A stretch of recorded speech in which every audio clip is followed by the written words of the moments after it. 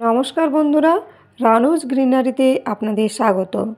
আজ আমরা জানব কিভাবে চন্দ্রপ্রভা বা টেকোমা ফুল গাছের প্রতিস্থাপন করতে হয় এবং সঠিক যত্ন নিতে হয়।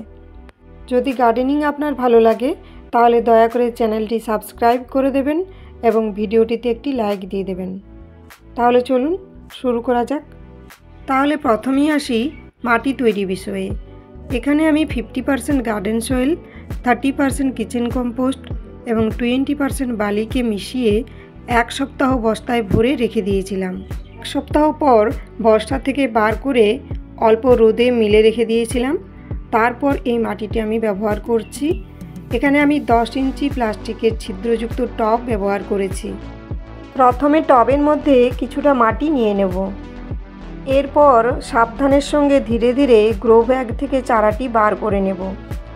চারাটি প্রতিস্থাপন করে ধীরে ধীরে বাকি মাটিটিও টবের মধ্যে দিয়ে দেব। হালকা হাতে চারাটির চারপাশের মাটিটি চেপে দেব যাতে চারাটি সোজাভাবে টবের সাথে বসতে পারে।